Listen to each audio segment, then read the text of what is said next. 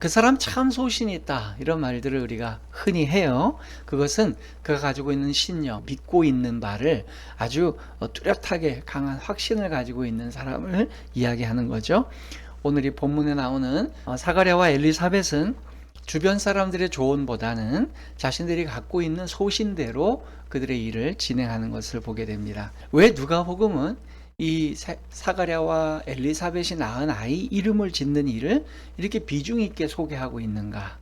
나아가 주변 사람들의 조언과 내 소신이 충돌될 때 우리는 어떻게 처신해야 될 것인가? 저는 오늘 좀 이런 문제를 가지고 질문을 가지고 한번 묵상해 보려고 합니다. 주변 사람들이 나에게 해주시는 조언, 더 나아가서 그렇게 익숙하게 지내오던 우리 집안의 관습, 신앙적 관습, 문제시 삼지 않았던 관습, 오히려 그게 더 유리하고 좋아 보이는 관습들마저도 문제제기해야 되는 그런 소신에 부딪힐 때 우리는 어떻게 해야 되는가, 그런 부분을 좀 오늘 집중해서 살펴보려고 합니다. 첫 번째는요, 소신 있는 신앙은 이 전통을 넘어서야 할 결단이 필요할 때가 있습니다. 전통대로 이름을 주면 나쁠 게 있나요? 아니죠. 좋은 게 더 많죠. 오히려 좋은 게 많은 건요, 그 전통에 따라서 이름을 지면 혈연관계가 돈독해집니다. 그러니까 쉽게 살려면 전통대로 사는 게 쉬운 삶이고 안전한 삶이에요. 그 전통을 이으면 얼마나 기득권이 있습니까? 굉장히 좋은 이익이 있는데 그것을 하지 않았어요. 하나님께서는 왜 이렇게 하길 원하셨을까? 사가랴와 엘리사벳에게 처음부터 도전하신 거죠. 이 아이는 전통을 따라 살 아이가 아니야. 이 아이는 전통을 극복하고 전통과 다른 삶을 살 것이야 라는 걸 암시하는 일종의 메타포가 아니었나, 복선이 아니었나, 그런 생각을 해보게 되는 겁니다. 이와 같이 새로운 시대의 도래를 알리기 위해서 주님은 이 아이를 보내는데, 그러면서 그 아이의 정체성, 이 아이의 인생의 정체성, 사역의 정체성을 이 이름을 짓는 이 에피소드를 통해 보여주시는 거예요. 두 번째는요, 신앙의 소신을 위해서는 좋은 사람들의 의견도 거절하는 것, 이거 굉장히 어려운 일이에요. 그러니까 신앙의 소신을 위해 좋은 사람들의 의견을 거절하는 것은 굉장히 쉽지 않은 일이에요. 주변 사람들이 사가랴라고 이름을 지으라고 조언했는데요, 그들이 뭐 나쁜 의미였겠습니까? 좋은 의미였겠죠. 어렵사리 얻은 아들이니까 너 아버지의 이름을 계승하자, 이런 좋은 의도 있을 수 있잖아요. 본문에서 한 가지 더 주의 깊게 우리가 봐야 될 게 하나 있는데요, 이웃과 친족이 주께서 그를 크게 긍휼히 여기심을 듣고 함께 즐거워하더라.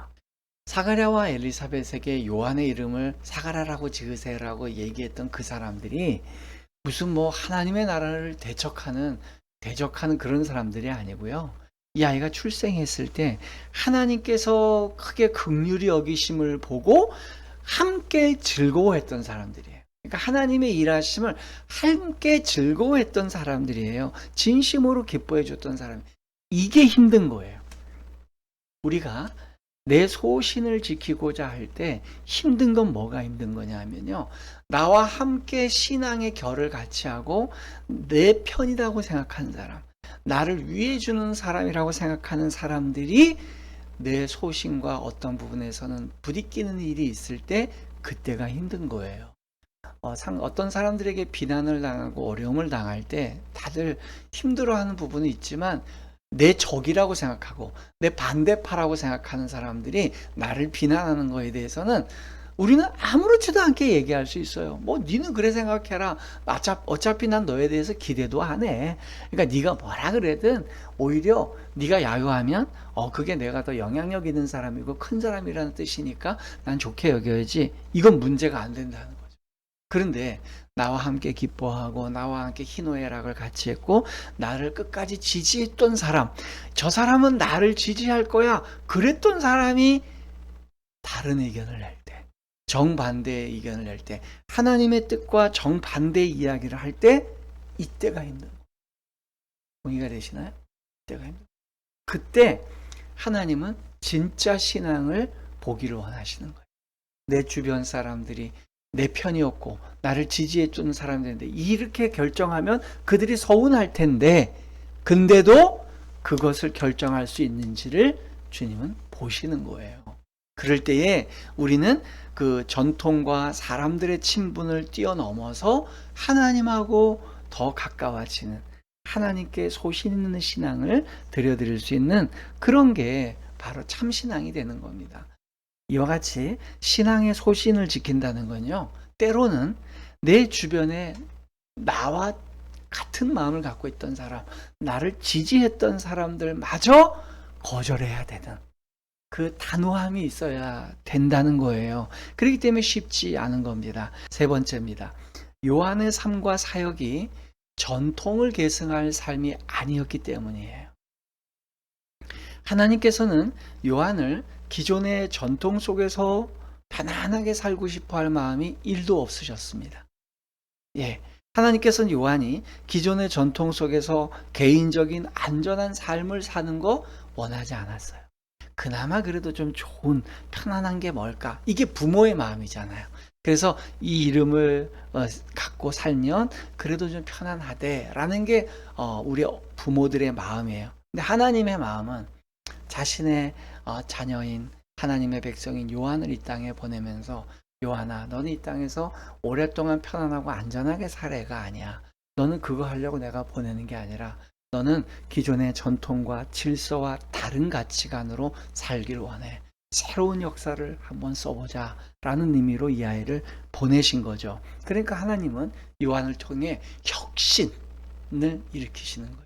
이와 같이 새로운 시대의 도래를 알리기 위해서 주님은 이 아이를 보내는데, 그러면서 그 아이의 정체성, 이 아이의 인생의 정체성, 사역의 정체성을 이 이름을 짓는 이 에피소드를 통해 보여주시는 거예요. 이름은 정체성이잖아요. 이 아이는 하나님이 사랑하는 아이야. 전통을 지키는 아이가 아니고 하나님의 사랑받고 하나님의 뜻대로 살 아이야 라는 뜻의 이름을 지어주면서 너는 전통을 능가하는 새로운 역사를 쓸 사람이야 라고 얘기해줬고 그대로 됐어요. 자, 네 번째는요, 요한은요 하나님의 백성을 새롭게 구성해야 될 사명자이기 때문이었습니다. 실제로 세례 요한은 광야에서 활동했죠. 전통과 기존 질서에 유리함이 있었던 제사장직에서 그 일을 한 게 아니고요. 우리 그런 말 하잖아요. 흔히 세례요한 같은 경우 이제 광야로 나가려면 뭐하러 그렇게 광야로 나가냐? 이 지금 너가 갖고 있는 레위 지파의 이 전통이 얼마나 좋은데 이 전통 안에서 그 기득권, 다른 사람들은 이 레위 지파 이 족보 하나 살려고 돈 들여 갖고 제사장 하는데 기왕이면 이 기득권이 있는 데서 개혁하는 게 낫지라고 생각했지만 세례요한은 과감하게 뛰쳐나갔습니다. 그래서 자기의 그 모든 연속성과 단절된 곳에서 시작하면서 그곳에서 사람들을 불러 모아요. 전통과, 기존의 전통과, 여러분들이 알고 있는 장로의 전통과 모든 전통이 아니라 회개하라, 고쳐라, 처음부터 다시 시작해라, 하나님의 나라가 오고 있습니다, 회개하십시오 하면서 세례를 베풀면서 하나님의 나라를 선포했어요. 그럴 때에 많은 사람들이 세례 요한에게 세례를 받고 예수님의 나라, 하나님의 나라를 소망하게 되었다는 것이죠.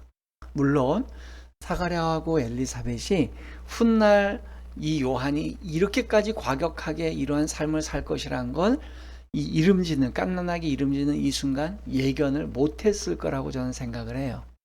그걸 알고 이렇게 이름을 줘야 되겠다 이런 생각은 안 했겠죠. 그러나 나비 효과예요. 최소한 한 가지는 있었어요. 하나님께서 사가랴와 엘리사벳이라는 부부를 선택한 이유는 주님이 그 중심을 쭉 꿰뚫어 보니까 이 부부는 내가 아이를 주고 전통과 관례대로 살지 말고 내 말대로 순종하면서 이름 줘볼래 할 때 그렇게 순종할 수 있는 마음이 있은 걸 주님은 예측하신 거예요. 그래서 사가랴와 엘리사벳이 했던 순종은 아주 작은 순종입니다. 그 주변 사람들의 그 이야기와 관습을 이겨낼 수 있는 소신이 있었던 거예요. 그건 큰 건 아니죠. 그건 니들이 그래 생각하는 거고 나는 하나님이 말씀하시고 하나님이 영감 주신 이 이야기로 이 이름으로 질 거야. 그 정도의 배포와 용기는 있었던 거예요. 저는 그래서 이 세례 요한의 이야기, 이름을 짓는 이야기는 결코 가벼운 이야기가 아니에요. 이건 굉장히 큰 복선이자 메타포고, 또 그것은 하나님께서 정말로 바둑에 초석을 두는 것 같이 그래 두신 일이라고 생각됩니다. 다섯 번째는요, 소신 있는 신앙은 결국 하나님을 찬양하는 삶으로 나아가게 됩니다. 하나님께서 소신대로 살아가는 사람에게는 그의 삶이 찬양으로 끝나게 만들어요. 사가랴는 입이 풀리자마자 찬양을 했어요. 하나님께. 이 모든 게 하나님께서 하신 일입니다고 찬양을 했어요. 하나님과 친밀한 사람들의 삶이라고 저는 생각해요. 그 삶이, 사가랴는 이렇게 모든 되어지는 일들이 하나님이 하신 일이다. 그래서 이게 얼마나 큰 파급 효과가 있었냐면요, 후천적으로 이 언어장애가 돼서 벙어리가 됐다고 여겼는데 10개월 만에 말을 다시 하게 됐어요. 그러면 보통의 경우는 반응이, 정서적 반응이 두려움일까요? 기쁨일까요? 기쁘죠. 아유, 사가랴 10개월 만에 다시 말하겠네. 야, 축하해. 말을 다시 하게 된다.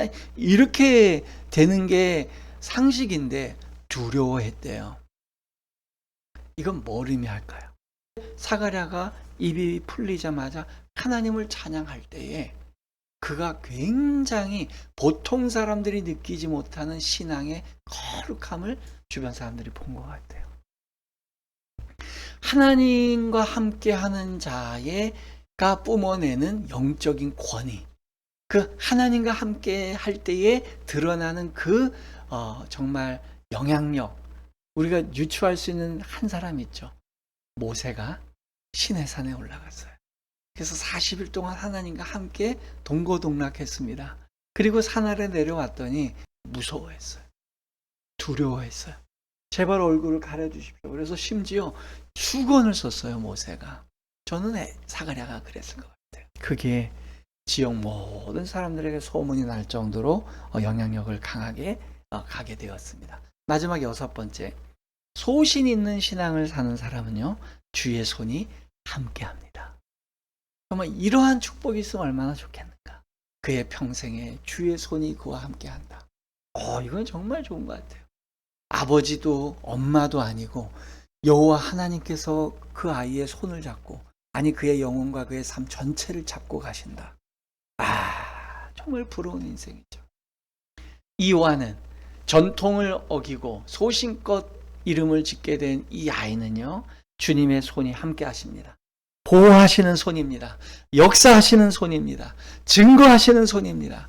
동행하시는 손입니다. 여호와께서 평생 함께 해주시는 손입니다. 그 손이 주님과 함께하고 계세요. 이것은 하나님이 그의 인생을 이끌어 가시고 진두지휘하시겠다는 약속의 손입니다. 사랑하는 성도 여러분, 하나님을 향한 소신 있는 신앙을 저는 가지시길 바라요. 우리 예수님 이야기 교회 모든 성도들이 소신 있게 살았으면 좋겠어요. 그리고 정말 하나님께서 우리에게 주신 그 신앙과 고집, 다른 건 고집 피울 필요가 없어요. 살아가는 삶 속에 자잘구레한 거, 웬만한 건 다 양보합시다. 그냥 영생에 관계되지 않은 거고, 그냥 주님하고 그렇게 큰 의미가 없고, 천국 가면 다 없어지는 거, 그런 건 양보하고 삽시다. 그러나 하나님께서 내게 주신 사명, 하나님께서 나에게 주셨던 메시지, 하나님께서 내게 꼭 지키라고 했던 신앙, 소신 있게 지켜야 됩니다. 근데 그 소신 있게 지키는 신앙의 마지막 관문은요, 내 주변에 나와 같은 신앙의 결을 가지고 있었다고 생각하는 사람들, 내가 의지하고 지지했던 사람들, 그 사람들이 때로는 하나님께서 내게 주신 소신과 부딪히는 이야기를 할 때가 있어요. 그것마저 넘어설 때에 비로소 우리는 하나님의 손을 잡고 가게 되는 거예요. 소신 있게 살아갈 때 약속의 손을 주십니다. 언약의 손을 주십니다. 보호의 손을 주십니다. 동행의 손을 주시는 거예요. 그 손 잡고 가시는 여러분들 되시기를 주님의 이름으로 축원드립니다. 아멘.